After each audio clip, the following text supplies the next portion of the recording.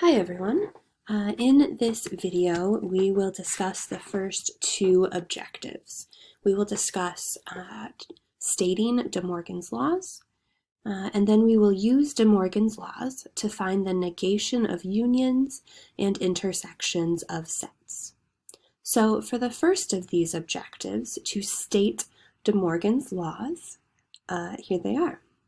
So De Morgan's laws state that for any two sets A and B, essentially it tells us what to do with the complement of the union or with the complement of the intersection.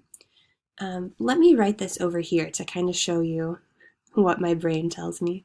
So my brain tells me when I see A union B complement, I know, given De Morgan's laws, I can essentially distribute that complement to A and to B. It really isn't the distributive law, but you can think of it that way, right? That we're distributing the complement to A and set B. However, De Morgan found out that this union sign has to change to an intersection sign. Similarly, when you have A intersect B, that intersection sign has to change to a union sign.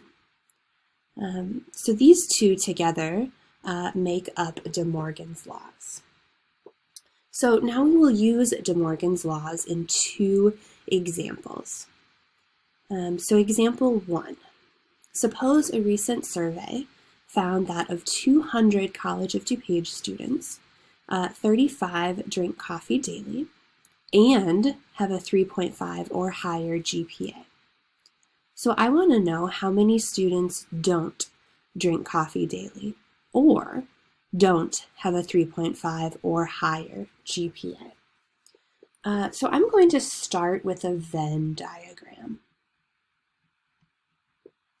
I just want to get a visual for this.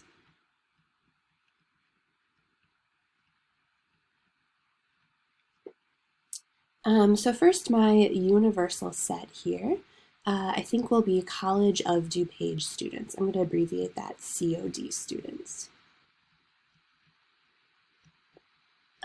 Set A, let's just call it those people who drink coffee daily.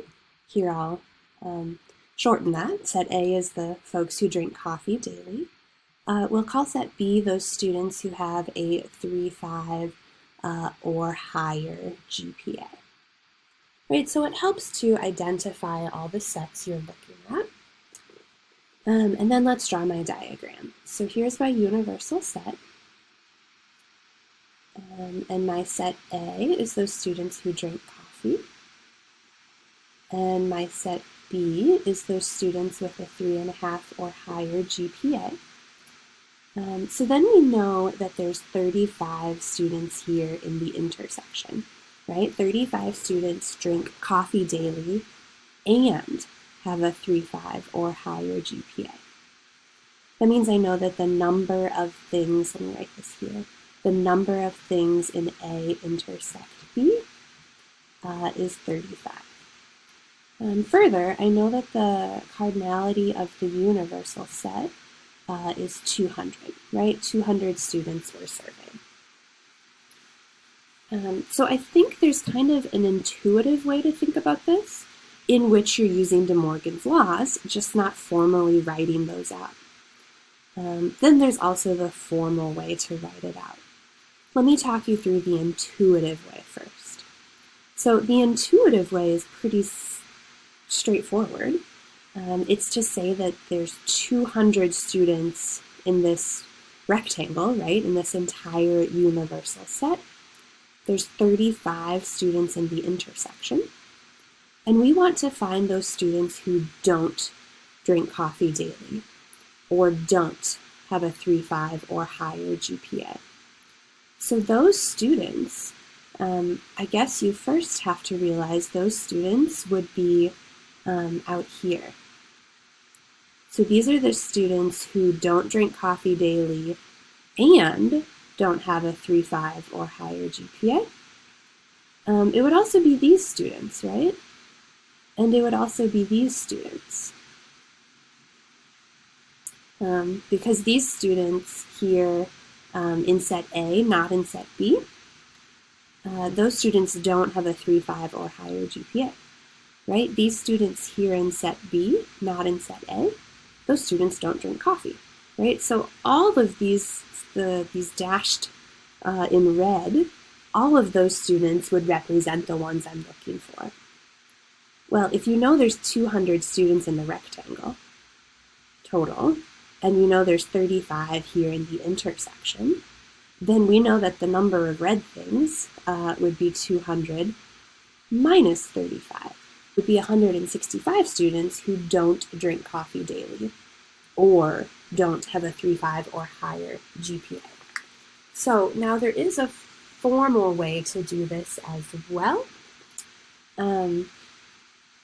And that would be by trying to write this. How many students don't drink coffee daily or don't have a 3.5 or higher GPA? Let's try to write that symbolically. So symbolically, students who don't drink coffee daily, that would be a complement, right? Or, so that or would be a union, don't have a 3.5 or higher GPA, that's B complement, right? Writing that set of students symbolically. So we can say by De Morgan's laws, we know that A complement union B complement is what? Is the same thing as A intersect B complement. I guess here we kind of used De Morgan's laws backwards, right? We started with the right-hand side, and we took that back and wrote it as the left-hand side.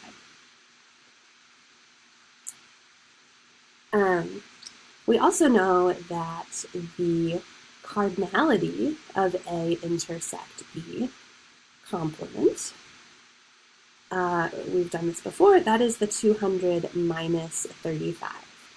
That is the other 165 students, right? So since that's the cardinality of A intersect B complement, that's also the cardinality we're interested in, of A complement union B complement. So thus we can say 165 students don't drink coffee daily or don't have a 3.5 or higher GPA. Again, I think the intuitive way works here. Really what you're employing when you do the intuitive way is De Morgan's laws. Okay, one more example. So example 2, let A and B be sets. Use De Morgan's laws to simplify this expression. We want to get rid of the parentheses. So A intersect B complement, union B complement. So with this example, we could either start with this complement or this complement. So you could start here or here.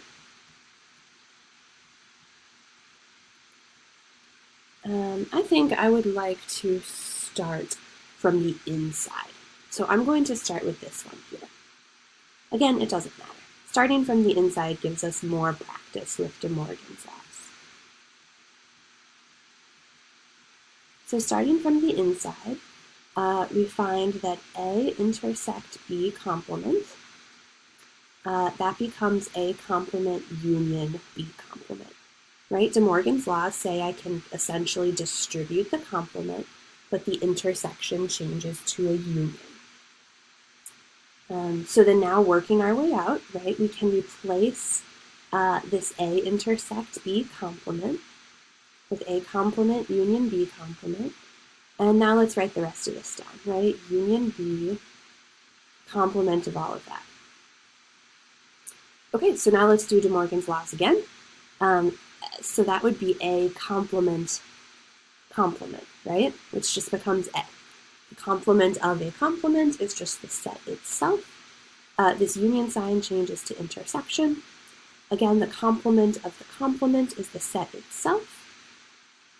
That union changes to an intersection, B complement. Now you may think you're done here. We can really take this one more step.